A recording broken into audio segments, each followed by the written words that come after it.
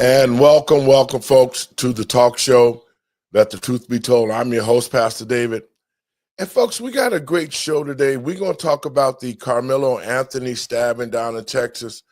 And we're going to talk about some of the other things that's going on with current news and affairs. So if you ain't got nothing to do, call your friends and let them know. You're listening to Let the Truth Be Told Radio. I'm your host, Pastor David. Y'all come on.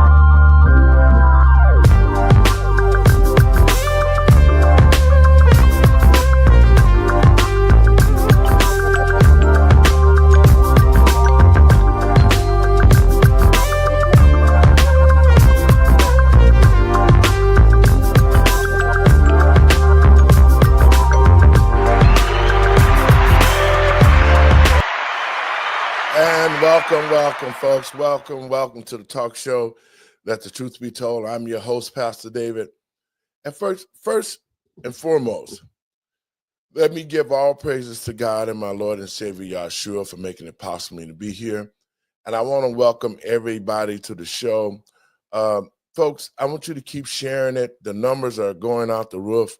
I think the American people and patriots across this country are tired of the lies with the regular news, and they're not giving us true information. So, keep sharing it around, keep listening, and we're going to keep bringing you the truth. And I think that's what the American people need. And in saying that, folks, there's a lot of misinformation going on in this case with Carmelo Anthony and this young, I think it's Austin METCALF. I want to be for sure. And, we talked about this case briefly the other day, but I wanted to get my panel back in here this morning so we can discuss this. But I want to say this to the American people and patriots across this country. Let us be first vigilant and think before we start putting information out there that is not true. We can see right now that there's a lot of loose ends to this situation. And people are trying to get numbers. They're trying to get likes. They're trying to sway your mind on this was something that was premeditated. And we just need to wait till the facts come out before we start making decisions on things like, well, the black kid's guilty, the white kid's innocent.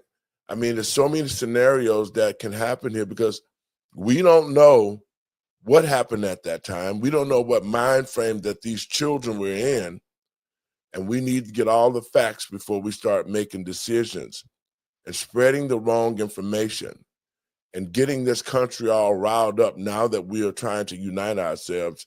The last thing we need to do is start talking about a race war, because if we do, the Democrats win, and then they get back in office and finish destroying this earth. And in saying that, I want to bring Doc in and Andre. Welcome, folks. How y'all doing?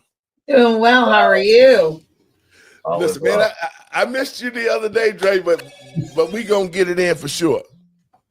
Listen, you guys, this situation with the Metcalfs and the Anthony family is a true tragedy. Yeah. I mean, parents raise their children up, and, you don't know what they children or our children do when we send them off to school. We don't know what type of attitude that they have. We don't know what situations they're in.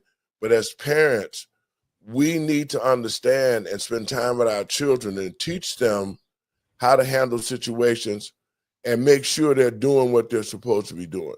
Your thoughts on that, guys? Well, I think it's, to your point, it's very sad. And I know that we've also had another tragedy late last year with the Daniel Penny case, where, out of what he called protection, he was protecting his life and the lives of others. Someone lost their life, right? Yes. And unfortunately, the person that lost their lives, they were demonized, and Mr. Penny was praised. And I said, okay, this creates a very dangerous precedent going forward, because what if this happens again and the person's Black and the person who passes away is white? Now, at that time, I was just speaking very hypothetically, but I'm trying to make the point, we need to stop trying to heroize, right? Or make people heroes when a tragedy happens. This was a very tragic situation. Obviously, this young man feared for his life. Otherwise, he would not have been carrying a knife. So there's more to the story than what's being put out there, is what I'm saying. But at the end of the day, we need to really stop romanticizing and heroizing people that kill other people, regardless of what the circumstances are. Dre? Yeah, and the Bible says, teach the children the way they should go, so that when they become older, that they won't depart from it. And what you're saying, a lot of parents don't know what their children are like in school. Right. This is one of the reasons why my wife and I have advocated to and decided to homeschool. And we can take our kids through some of these situations. We can talk to them and build that relationship. So if we decide to allow them to go to public school later, then they already have a experience talking to us on a regular basis and working with us. It's not like, oh, how was school today? I don't know. It's more like they're used to talking to us about school because we're involved with their school.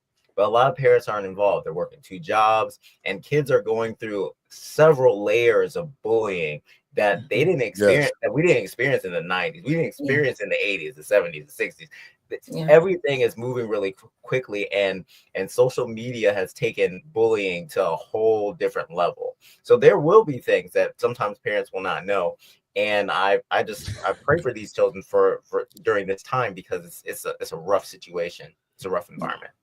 Oh yeah, especially with the advent of AI and different things that can be done. To your point, Dre, these kids are subjected to a lot more technological bullying than we were. It's different when people, tried to follow you home, or they bullied you at school or whatever. But once you left and you got home, you were home. That was it. Well, I want to say this. To me, it starts at home. Yeah.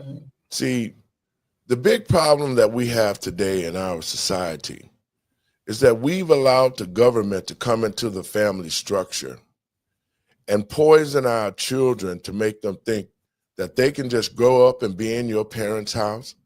Your parents are supposed to take care of you, feed you, clothe you, and make sure that you got a good environment and all of these things. And as a child, you don't have to give nothing back, because the government says if my parents touch me, I can call them and have them arrested. And see, that's the problem that I saw coming in the 80s, because when I was coming up, things like this rarely happened. And let me explain why they rarely happened. Because the school got involved beforehand and took corrective actions and got the children together. Because when we was coming on, you had a beef with somebody, the school, especially if it happened on the school grounds, the school would get the 2 combatants together, bring them to the office and sit down and figure out a way how to solve this problem. Right. But see, and then after they got together, they called the parents on the phone. Yes. And said, you know what, your son David was in a fight today with so-and-so's son. We took this type of actions.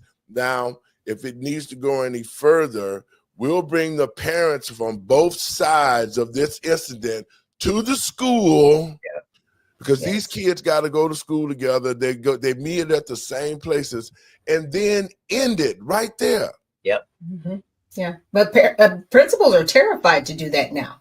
And the reason why they're terrified to do that now is because a lot of times the parents are going to attack them, Yep. the administrators, right? And blame them. Like, how could you allow this to happen? And, I don't know if you've seen any videos, but you've seen videos of parents literally getting into fistfights with other parents or even administrators. So we've unfortunately created this environment. It's been created. And to your point, it starts at home. Well, you know what?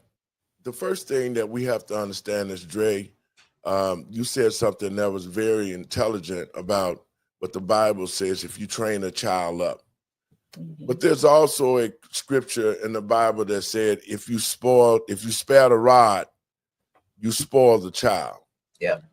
And to all of you parents who took the new wave order of trying to make sure that your child was your equal and that you could sit them down and talk to them and do things with them, that they would respect you as a parent. See, when I came up, a child stayed in a child's place. Yeah. You didn't go around adults. You didn't listen to their conversation. And when your mom or dad told you to do something, you didn't talk back. You went and did it because you knew the consequences that you could receive if you did not follow orders or instructions. Right. See, what parents have done, if they've created this vacuum for themselves to be removed from their children's lives, because when the government stepped in and says, well, you know what? They put the parents in a trick bag. They said, if you whoop your kids and you touch them, then you could go to jail. Right. But then at the same time, when your unruly heathen get out there and he does ungodly things to other people, and then when they catch him doing stuff, then they tell the parent, you didn't raise your child right. So Right. now you got to suffer in with what they did. And see, that's the catch-22. That's because now if I discipline them and try to raise them right, I'm gonna go to jail. But if I let him raise hell and he get in trouble, I'm still accountable. Your thoughts on that? I'll let you go first, Dre. Okay. Yeah. I want to jump right into this because some of the new age stuff that came about because some of these parents who are already suffering from other things, whether it's suffering from the economy, self-medicating with drugs, maybe over discipline their children to the point where it became abuse. And that's when the government overstepped. And this is part of the reason that we're in this problem.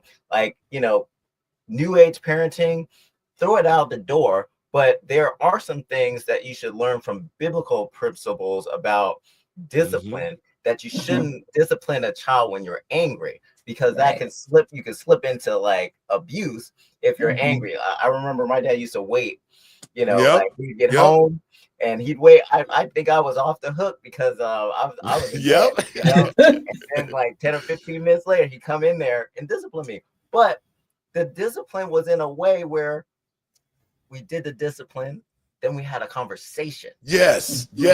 Right. Those conversations still stick with me, on how I carry myself now.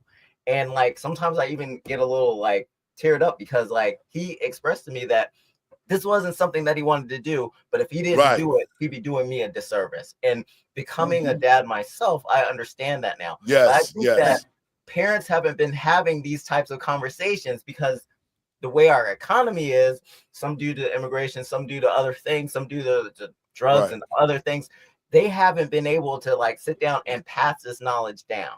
And we've done a disservice to Generation Z and Generation A.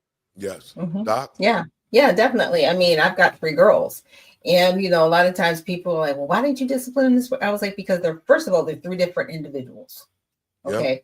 And I needed to know what made them tick, Yes. Sometimes, it rendered a spanking, but other times it rendered a different type of punishment. Maybe it was restriction. Maybe it was you couldn't go certain places for a short amount of time. When social media came around, it was like, no, you can't be online on Facebook or whatever these other platforms are, or, I have to take your phone. So it was one of those situations where learning, okay, if I take this away from you, it's actually going to hurt you more.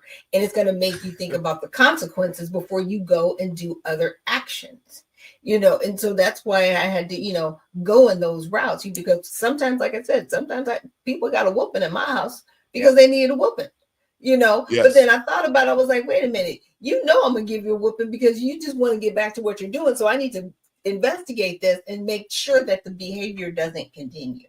And now I've got 3 children that don't necessarily need me like that today, and they're good citizens. Go ahead, I'd like to give the parents an encouragement, and I mean to interrupt you, Dr. Nichols. Parents need encouragement because I've seen this play out. I'm not going to put a lot of details in it, but take your time. Child services were called, right? And what I'd encourage parents to do: don't hide, okay? Don't hide. Tell them to come over, because the person that I saw had protective services come over after they were called, and they were there for like a week, and they were just like, well, we don't see anything wrong here. So if your kids want to act crazy, have them come over. Show them how you're feeding them. Show them how you're dealing with them on a daily basis. Yes. And they'll see, hey, this just seems like this child is just unruly, and that you've been providing a safe and healthy environment. Tell them to come on. Just like my parents used to tell me, like, hey, if I got in trouble at school and there was someone giving me problems, tell them to bring their brother, their sister, their mom, their dad, and tell them to come to the house, and we'll fight in the front yard. Now listen to this, guys. Each generation had a different way on how children was raised. Okay. When I came up, my mother was a general. And what I mean by that, and my sisters and them can attest to this, we were under control because our parents taught us how to be still. They taught us how to think before we speak. They taught us how to use the proper utensils to eat. They taught us how to iron our clothes. They taught us the reason why we should be doing things. These were the type of parents that made sure that your children was under control. Now, every parent not going to be like that, because when my mother was raising us, we would go to other people's houses because we had responsibilities, like our responsibility to take out the grass, cut the grass, take out the garbage. They made us do chores. But my mother and father had us to the place where you could go to we would go to one of my mother's friend's house, and my mother would say and point to the couch, and me and my sisters would go sit there and wouldn't move. We wouldn't ask no questions until my mama spoke to us and told us. And if we had to use the bathroom, we would say, Mama, can we go to the bathroom? But the point that I'm making is this. She made us structured. Yes. She made us to the point where you're going to move when I say move. You're going to do what I need you to do. And my mama dead and gone, man. And to this very day, I still have the same structure. I took the same structure when I became 10 years old. And this is why I say people out there talking about these children who are doing things. But if you put children into a situation and say, it's time for you to be an adult, but you haven't taught them how to be an adult, nor have you prepared them to be a man or a woman. Because see, had I not had the training and good parents and good neighborhoods, I would be a hooligan just like all the rest of the hooligans you see out here now with no structure. Exactly. So it starts at home with the parents. The parents have to stop allowing the government to jump into our lives, because we're not raising men. When I was 10 years old, my father said, I'm not never going to call you boy again. And the reason why, he introduced me to the rites of passage from being a boy to that level of going to becoming a young man. See, we got to teach these things. We got to teach our children what the responsibilities of men and women are. But if you don't teach them nothing and they're not responsible, and they do whatever they want to do, You see what you see now. You see the killing. And the most saddest part is this. To the American people and patriots across this country, the moment that we allow the government to take prayer out of the schools, the moment that we allowed our children to grow up without a spiritual foundation, the moment that we never introduced our children to the Bible or any of biblical teachings that would give them a conscience, the moment that we start treating them and them not knowing about Christ or God is the moment that we gave our children over to the devil. Y'all thoughts? You're not wrong, because the moment that prayer went out of schools, the school shootings went awry, right? Yep. Children getting in constant fights, fighting their teachers, fighting their parents. It's just a complete lack of respect. Now, I'm not saying everything was perfect before they took prayer out of schools, but it was, to your point, you knew those rites of passage. There was a structured discipline. It wasn't like the Catholic Church discipline, but it was more so, respect your neighbor as yourself. Do not steal, right? Just basic moral principles that do fall under the 10 Commandments that we got away from in our schools, just abiding by being a civil human being. They stopped teaching those principles. Right? Because the school said it's the parents' responsibility, or the parents said it's the school's responsibility, and then nobody was being responsible at all. And this is what we have. Now we have a whole generation of people who feel like they don't have to respect anybody, but they're entitled to be respected. Dre? Absolutely. And taking prayer out of school was a mistake. Also, not forcing these kids to go to church is a mistake. We're not just making them go for giggles. We're having them go to create a structure, and you could tell the children and students that have structure and those who don't, because you'll see it in the way that they interact with adults. You'll see it in the way that they conduct themselves. You'll see it in the volume levels of their voices. Like, all this is important, and the two of you said everything that needs to be said. Well, I want to tell you guys, this is a true story. My baby daughter was 12, and I don't want to say I'm a strict father, but I'm a father of rules. And I kept telling her mother that I wanted her to stay innocent. I want her to enjoy the world as a kid, not using makeup and all this other kind of stuff at 12 years old. So I go off the vacation and I come back, man, and I'm going over to the house to pick the kids up. And I see my daughter standing on the side of a corner with her friends with Cadillac, with lipstick on, rouge all over her face. Now she's 12.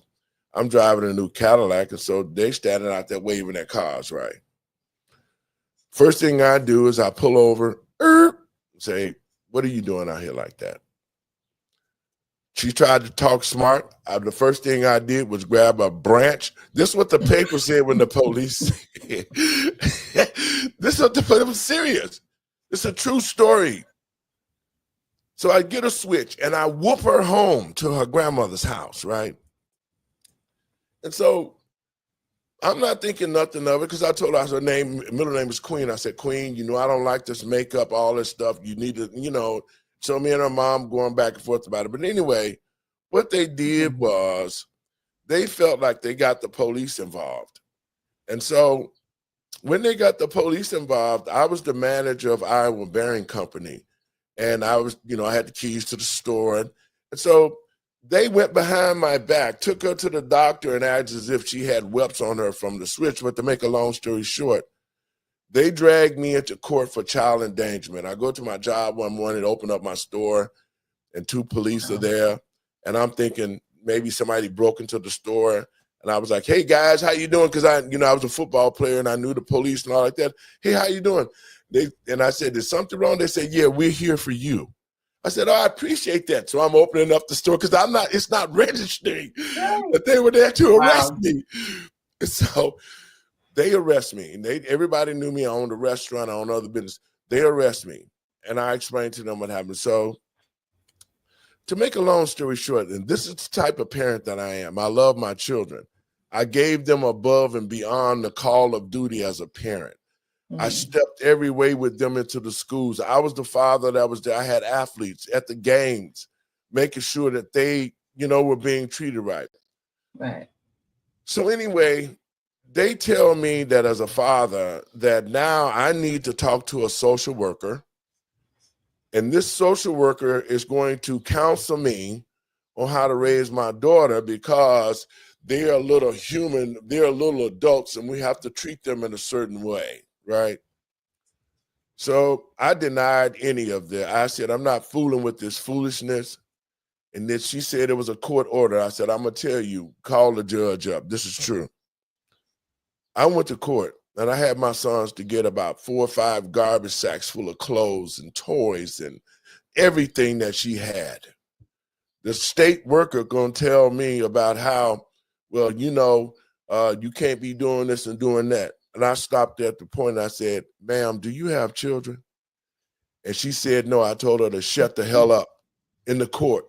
And I said, until you have children and you go through what I'm going through raising my kids, then you can tell me what to do. And this is true. I told the judge, let me tell you something. I'm not going to tolerate this. I got other kids that I have to raise, that I have to be a mentor to her. If I have to stand and allow my daughter to do whatever she want to do in my house, y'all can have her. They brought her clothes in. I set her clothes and told the woman, now you got a child, and walked out the courtroom. Before I could get out the courtroom good, the judge dismissed the case and told me to take my daughter home. My daughter's 40-some years old and she don't wear makeup now. But the point that I'm making is this. We have to structure them, and we cannot let anybody, if you're a good parent, you don't let the city or the government tell you how to raise your kid, because once they act up bad, man, then they're going to charge you, and your child will be messed up for the rest of their lives. Yeah. Your thoughts? You're not wrong. I mean, I didn't do something that dramatic as what you did, but I did go through a situation with one of my children, and their father and I were going through the divorce at a time, and I got a car, and one of my children said to me, who did you have to sleep with to get your car? Which is very offensive, right? Because that's not the kind of person I am. And that child actually ended up staying with their dad, and their other siblings stayed with me. But I was just like, I realized that you have no respect for me. It didn't ward anything. And it was one of those things, I don't know where this vitriol has come from this child. I mean, till this day, I'm still working with this child of mine to figure out, like, what is the real root and cause of your actions towards me. But I can see where, you can be like, all right, if this is the route you want to go and this is what you want to choose, then hey, I will turn you over. Dre? You guys have gone through it. I am in a situation where my wife and I, we started a little later with the kids. Okay. All my kids, my oldest is 11, my middle daughter is 8, my youngest daughter is 4, and then my youngest son is just like 1 year old. So like, it's like all love in the house. They still love daddy. They love mommy. Like, like we can do no wrong at this time. There's only like slight flares of attitude, but soon I'm gonna have 2 teenagers in the house, and I'm taking all this in. So I'm not gonna sit here and tell a story right now, because I don't have one like that. But you know what, Dre? You they're at the innocence. Children are innocent. Yeah. And when children learn bad things, they're taught to them by somebody else or a different outside entity. Right. And so you have to keep your structure on your child. Absolutely. And the way that you raise them, because it was common for me to say, even to this very day, I say, yes, ma'am, no, sir. And all of those type of acronyms, because that's how we was raised, to respect elders. And that's the reason why we flourish, because when people saw, and adults saw a very respectful young kid, they would try to make sure they would help that kid to the place where, you know what, they're trying to learn the proper way. And I think that's what we've gotten away from with the new age parents. A lot of parents who didn't go to church, who didn't want to go to church, and didn't have that type of spiritual foundation with their kids. And then they let society tell them the trends on how you should be raising your children. See, the real problem is there's not a lot of real parents Yeah. that are structured themselves. And parenting is not a fact. Like we have a structure on how it should be done. It really shouldn't be changed. As Dr. Nichols said, all you really do is adjust to your kid and what motivates them. Like, because with me, and my siblings, like, all my dad had to do was give me a lecture, and I was like, oh man, I really messed up, and that did it for me. But with my brother, oh, he needed a spanking. He needed stuff taken away. You know, we were just different. So like my parents realized what worked. Now, if I really got in trouble, I got a spanking. But like most of the time, they didn't have to give me one because like if they started getting upset with me, I was like, okay, well, I'm not going to do that again because I've seen what it results in. Right, exactly. Exactly. But you know, let me tell you, see, y'all was the blessed generation. Because absolutely. We didn't get no little, oh, just spank. We didn't get that. Let me tell you that this is a true story. Give me a switch and don't bring back a little one. See, no. Let me tell you about what an electrocution is. My father liked to gamble.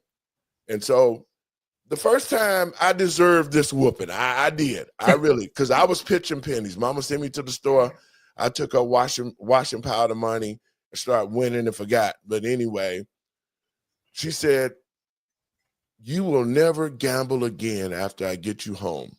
And so I'm thinking, whatever. Because my sisters and them, I was the baby, and my sisters and them was always protecting, don't whoop them. But my mother told me to strip down to my drawers.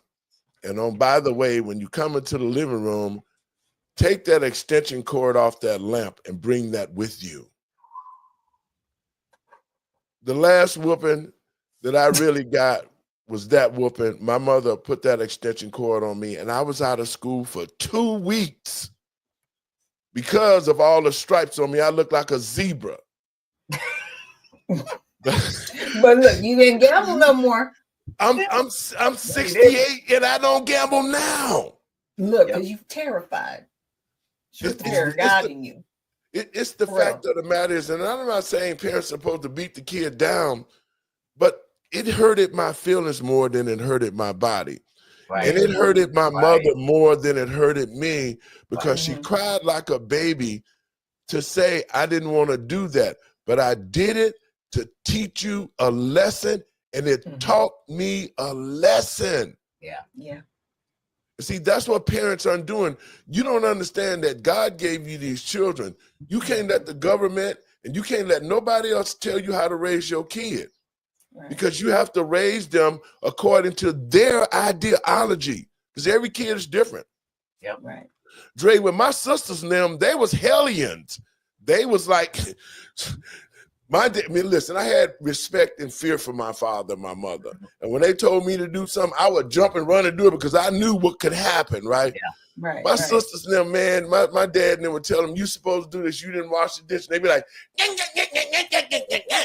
and I would be in the corner like, oh my God, they finna get killed. And they would just walk off like nothing happened, man. Right.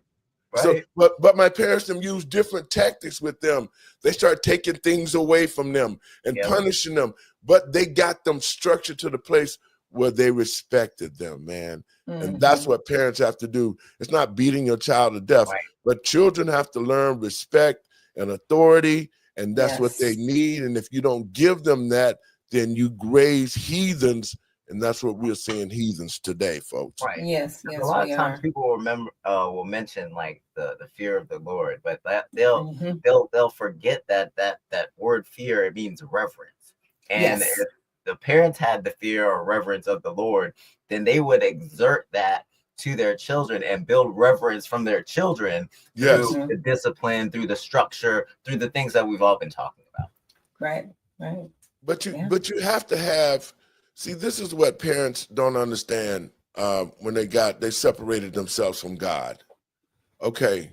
You ever see that little cartoon where it'd be an angel on this shoulder and a devil on that shoulder? Yep. That's real talk. Yep. Mhm. Because if you got some spiritual foundation, the angel gonna tell you, now you know you're not supposed to do that. Right. You're not supposed to light a dog on fire and let him run. You know what I'm saying? Right. Right. You, I was a country kid, but you have to give a kid a conscience of goodness. Because if you don't make him question bad things that they want to do, then the devil is going to take over, and then that kid is going to do all bad things. That's right. So you have to give children a conscience of righteousness, because the world is going to give them all the bad things that they need. And if they got a conscious spirit and respectful spirit, it's a lot of things that they won't do, because that good spirit would tell them, you ain't gonna supposed to do that. You know, when you get caught, you're gonna get a mud hole stumped in you. And guess what? I'm not doing that. I'm going home. You see, and that's the kind of structure that's gonna get the Black community and the Black family back intact, because it never was a war on drugs to the Black families across America. It never was about the drugs. It was never about the guns and stuff. It was about destroying the continuity of the Black family. That's what it was about.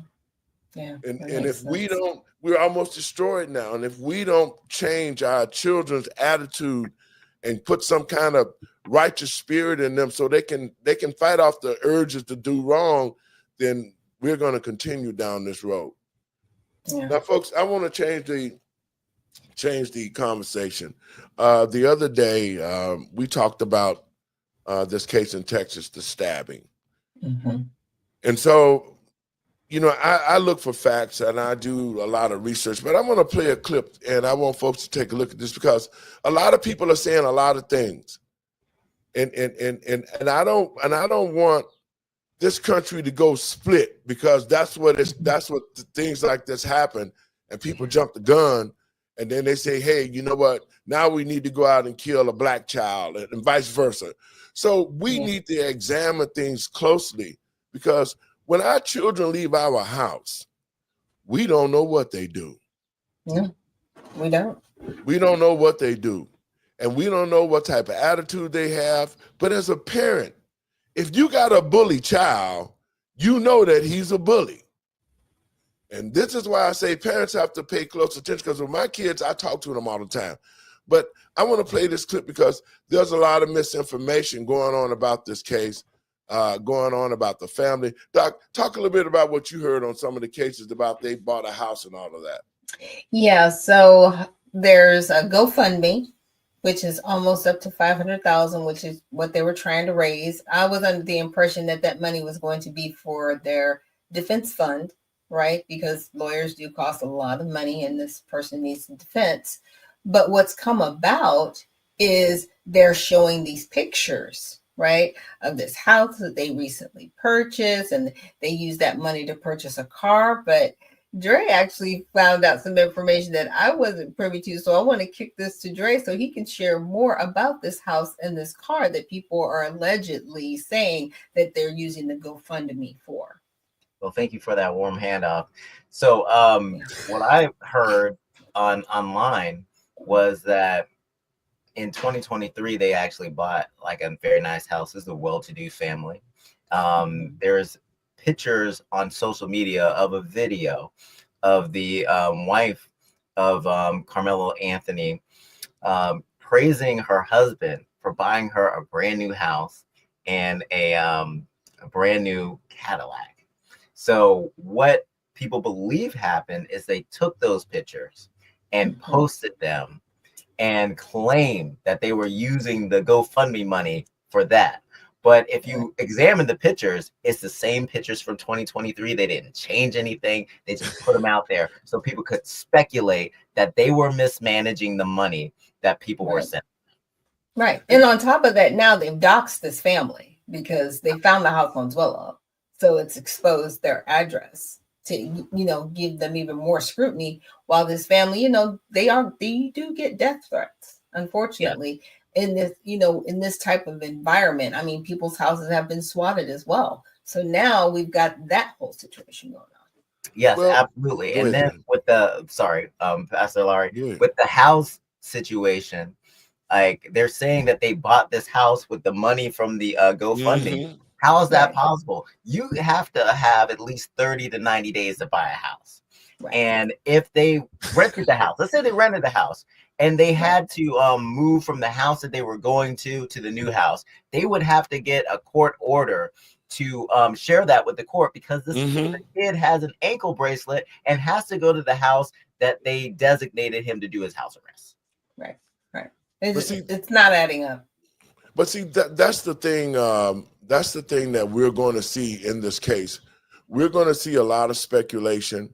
We're going to see different entities trying to create hate in this matter. And my heart, man, goes to the Metcalf family. Yeah. When I first saw this incident, man, I was real heartbroken being an athlete. Anytime an athlete gets killed, man, it's a bad situation. But I also felt bad about Carmelo. Mm-hmm. And so, because, Doc, we was talking about it. And so, Right. I started to go dig into this thing, and I started finding out a little bit more about it. So this was not just a situation that this was the first time that these young men had locked in together. Okay. See, I found out that that there was a previous incident that led to a lot of this, and one of the coaches did break the story about what happened. And I'm gonna read that after we play this clip right quick. Okay. Tonight at the ISD headquarters, but what happened here is awful enough, and then all of this behind it. Yeah, absolutely. Doug, you're on social media, so you've seen how quickly misinformation can spread. But what set this case apart was the sheer volume of fabricated content. We've seen fake autopsy reports, we've seen fake police reports. And all of this comes at a time that Facebook and Instagram made major changes to their platforms and got rid of fact checkers. Police had barely begun its investigation inside the high school stadium when online, the fire of disinformation was raging. High-profile X accounts, including In Wokeness and Libs of TikTok, amplified the incident within hours, claiming the story received zero national outrage and that it didn't fit the narrative. These two posts combined have received nearly 50 million views. Shortly after, a fake X account posing as the Frisco police chief began spreading fabricated details about the investigation. The next day, a fake autopsy report surfaced on Facebook, falsely claiming drugs were involved. But it didn't stop there. The CBS Confirmed team, along with police, verified more fake posts, including this Instagram screenshot of guns, further fueling anger and uncertainty. We've got print, we've got online, we've got broadcast. Dr. Chip Stewart, a journalism professor at TCU, specializes in social media and free speech. He says the spread of disinformation online isn't new, but he says what Meta, the parent company of Facebook and Instagram, did just last week, he believes made it a whole lot worse.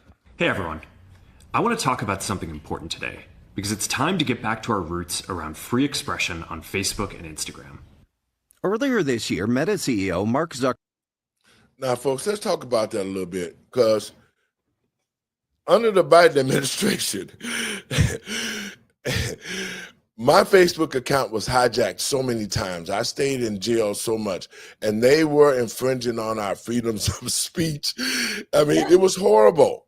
Right, but they were directed to by the government.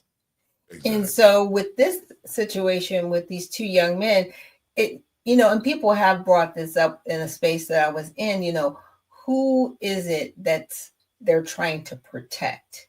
What are they really doing, maneuvering the way they're maneuvering? Now, for somebody to be a fake police chief and do a fake autopsy report, that to me, that's like, okay, then what's really going on? Yeah. What's really happening in this situation? And what I don't like about this report that we're looking at is the virtue signaling. Mm. Because the first thing that they did was tell the story, then say there was misinformation, and then they want to take a dig at X and say that, oh, because they allowed misinformation to run free, we have this situation. No. It was abused first. X opened it up, and yes, it's going to create a vacuum for misinformation to get out there. But the damage has been done way before this incident, and for them to use this as an example is just unconscionable. It's just something that I think that they're abusing the situation instead of highlighting, hey, there was some misinformation, but they don't need to take a dig at X or other people that are trying to get this balance between the freedom of the flow of information. Now, like some of these documents that you see on X now, I don't read those because I don't know if they're real documents that people are putting up. So if people are falling for that, if they're getting like incensed because they're seeing different pictures and things, like you have to kind of balance your things and say, how much of this is true? And this is why I'm glad we have this show, that Let the Truth Be Told, because this is what we're trying to do, get the truth out there. Yeah, like whenever I post a document, I try to make sure I post where I got it from. Like I cite my sources. Especially, you know what I'm saying? Because you have to. And a lot of times my sources, you think, or are you sourcing it from a website? Like I'm sourcing it back to the actual document. So I use congressional documents of what I'm talking about to verify what I'm saying. That's a problem. It can't just be any document. Because you're doing the right thing, but most people are not going to check the sources, and that's the problem right there. They're not taught to check sources, and they're just like looking at things like it's the gospel, and they're just like, oh, this actually happened, but they're not looking back to see if they're posting real information and fact checking it. Like people can fact check on their own, and this is what the platforms are trying to allow people to do. Here's some information. It may be real, it may be not, but like you can determine what comes to you. If you don't want to see something, you can set up a filter to block it, but you can also check to see if it's factual or not. Right. And the other thing that they brought up in that piece that they were talking about is like, all this started to happen after they got rid of the fact checkers. Stop that. Because the problem with the fact checkers was it was going to put us into a dystopian type of mindset. It's like, no, you're an adult.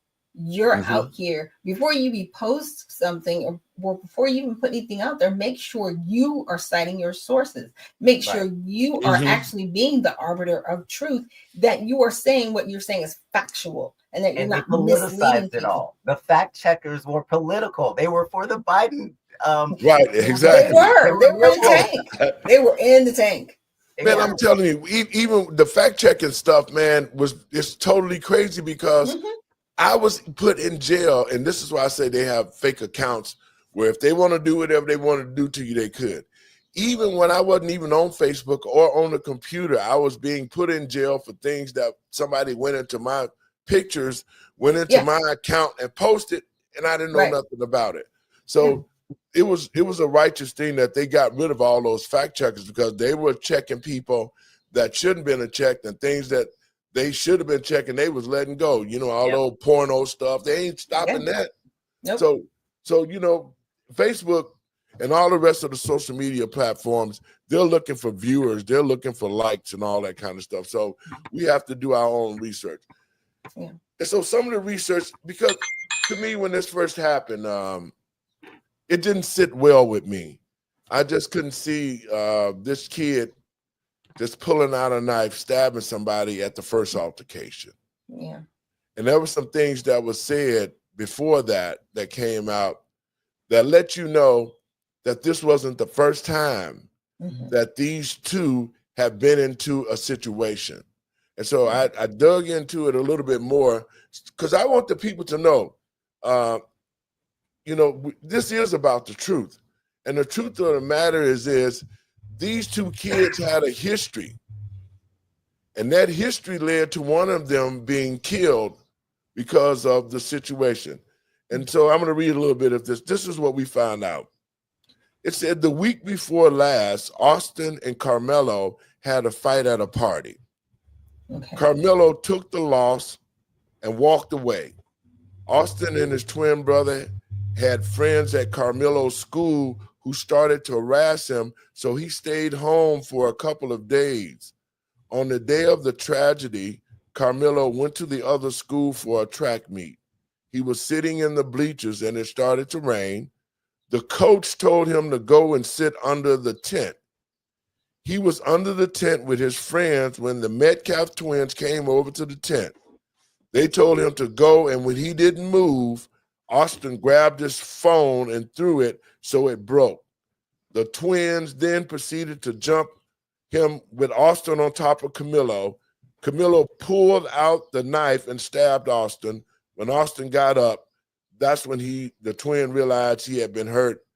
Texas is a stand your ground state, and self-defense is different and standing your ground that in Illinois. Camilo had the right to defend his property. Y'all thoughts on that now? Well, okay, so that is a completely different compilation of facts than what has been spouted on social media over the past 2 weeks. Because some people pose it as, oh, he gently just came up to him and asked him to leave, and he refused to leave. And then he told him, if you put your hands on me, then you'll find out, what happens to you. What you just read is a completely different narrative than that is what has been put out. And that's the thing, and even Andre was saying it's been politicized now. Yes. And we talked about this the other day. I really think they're going to try to use this as the summer of love. And that's what they've been dubbed. And everybody knows what summer of love means. It means you're going to burn down another city, right? Or at least attempt to.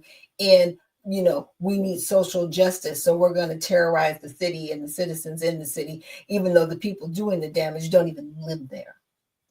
We need to let the facts play out and let the courts, determine what this young man did. Was he standing his ground? Was it premeditated?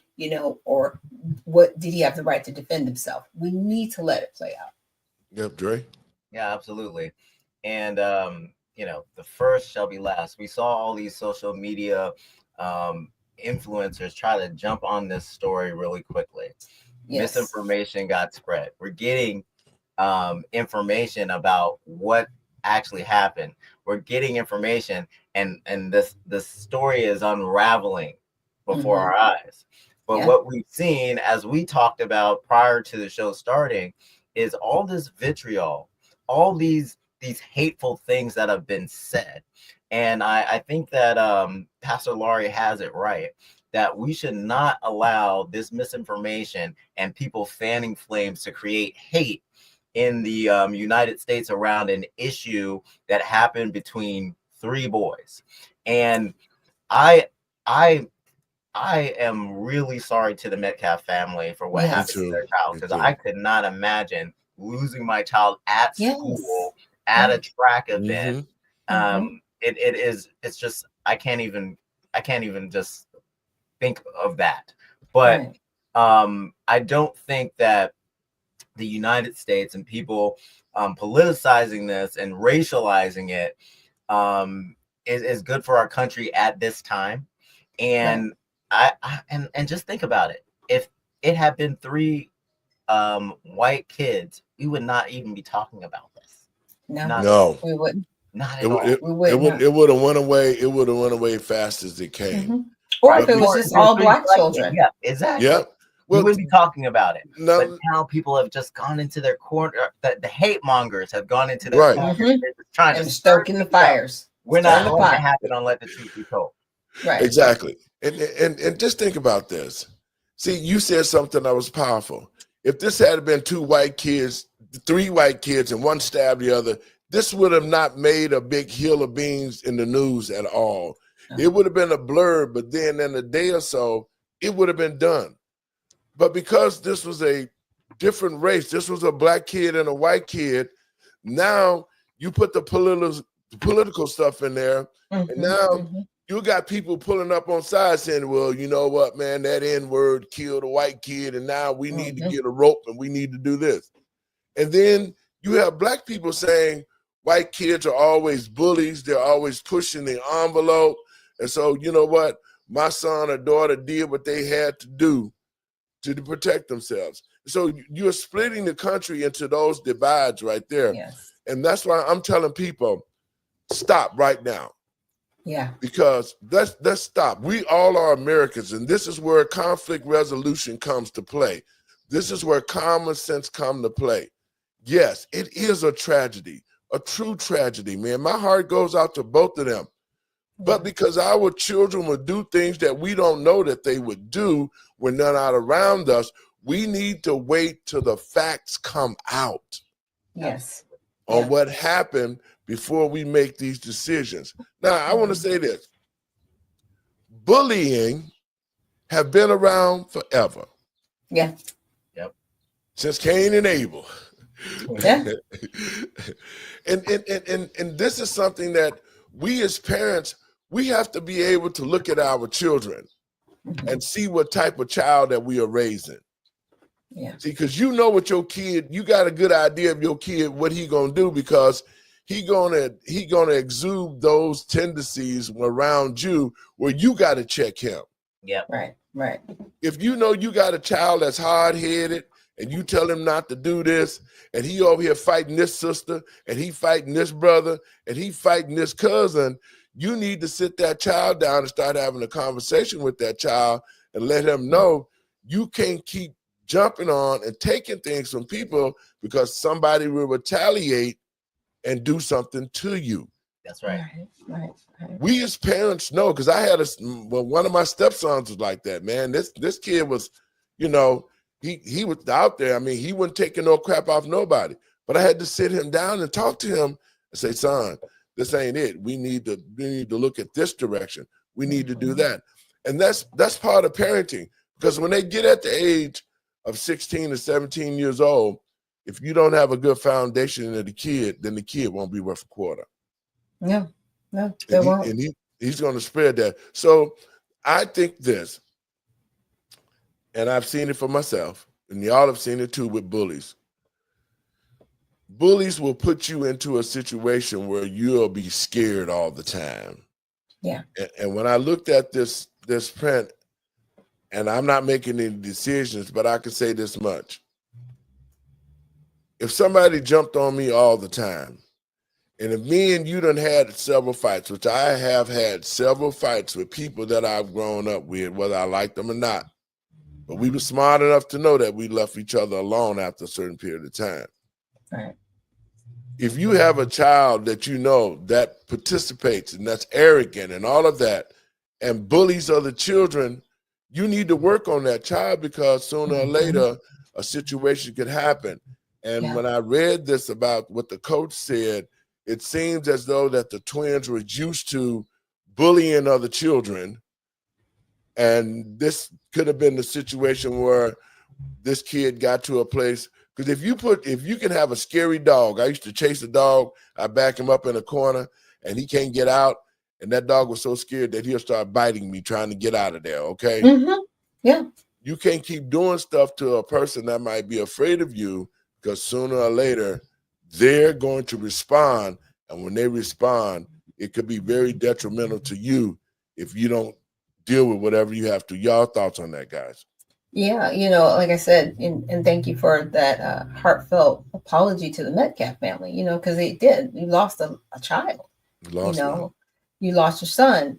And then to the Anthony family, you're going to lose your son as well, because he's going to be behind bars, irregardless of, how many years he will be going to prison. And that's the unfortunate part that, a lot of people really are just not looking at, is the loss of life on both sides, but he feared for his life. The question is why?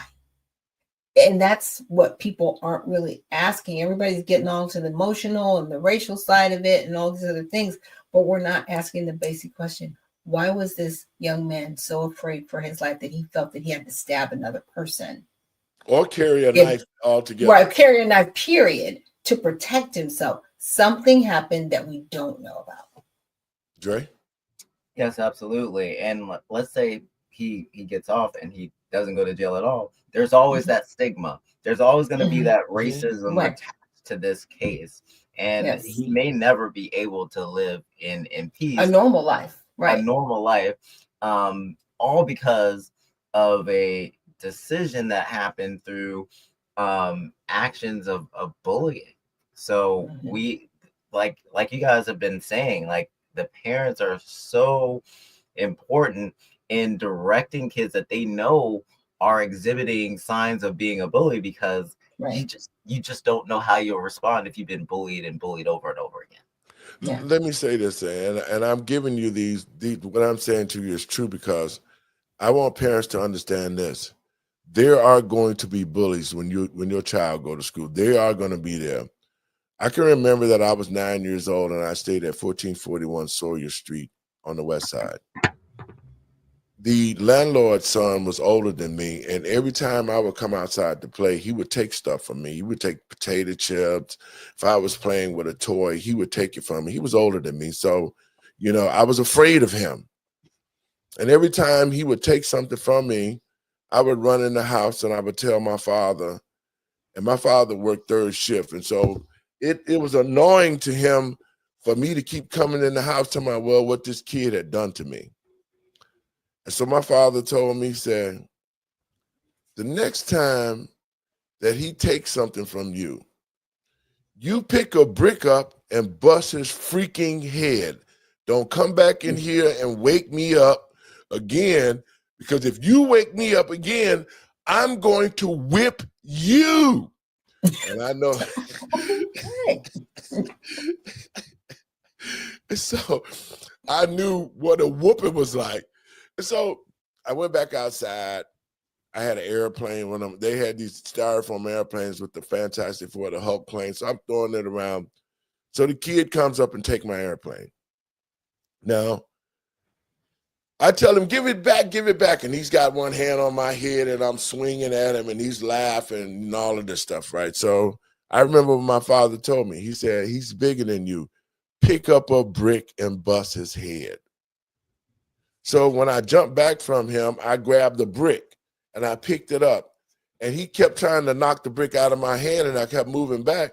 So he said, well, I can equalize this. I'll pick a brick up.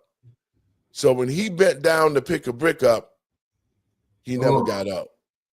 He never got up. They had to come get him up because I let him have it on the back of his head with that brick. It knocked him out. His parents had to come get him. Wow. But I guarantee you this, he never, ever messed with me again. He saw me. He never messed with me again. And we're grown men right now. I've seen him since then. And he still feeling this. He said, man, I'll never mess with you again, man, after you did that. But he had to come to the realization of himself that he could have lost his life that day because I was only doing what my father told me to do, right, to protect myself. And if they gave that boy a knife, if the parents knew that he had to have a knife, he had to have a knife to protect himself because he was scared of somebody that was going to jump on him. Y'all thoughts on this, and we got to get out of here, folks. Yeah, I mean, it's like I said, it's unfortunate that he felt that he needed a knife to protect himself. It's unfortunate that he felt the need to protect himself, period. Which bullying, it's going to happen. But to your point, parents need to teach their children, especially if their children are bullies.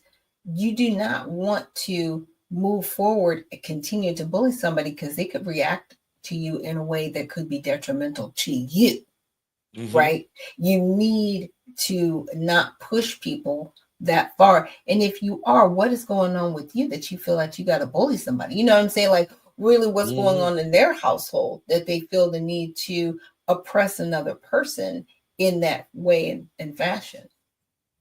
Dre?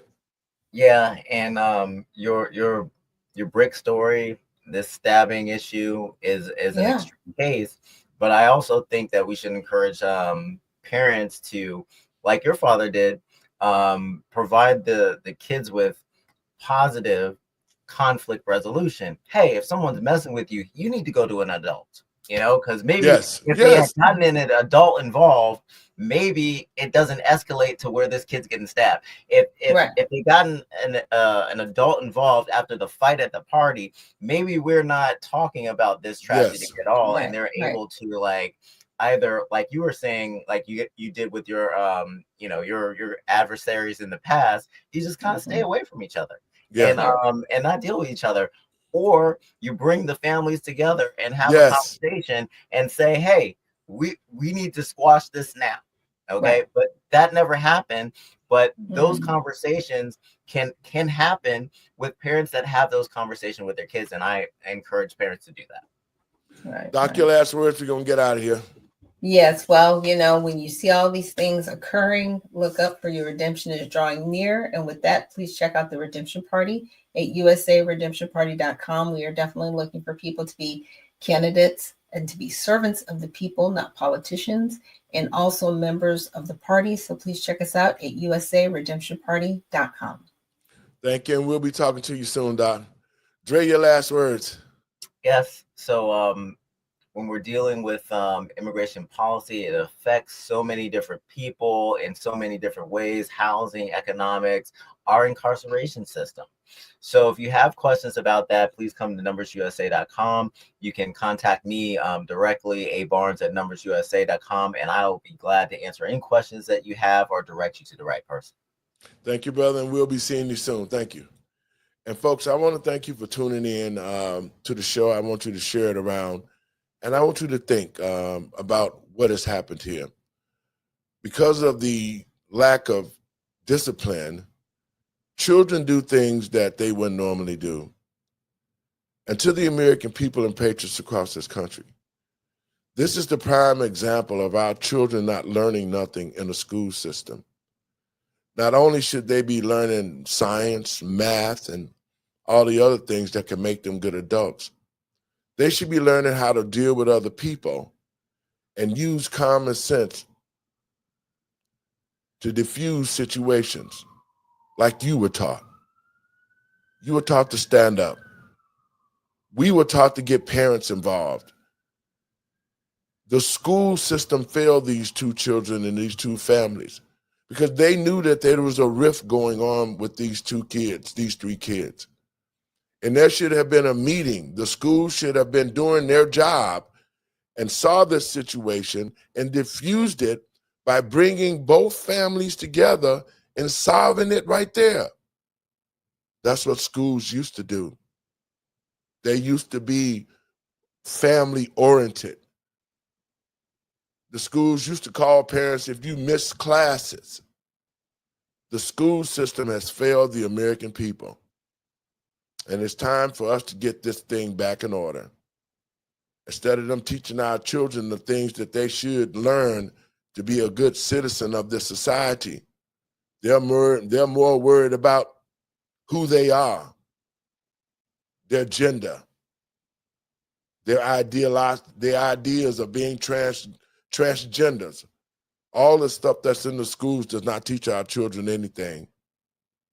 And we, the people of the greatest nation on the face of this planet, need to come together and put God first again and get our schools and get our country back in together so that we can be one nation under God and make this country great again. I want to thank you for tuning in to the show. So, y'all have a great weekend, and I'll see y'all tomorrow.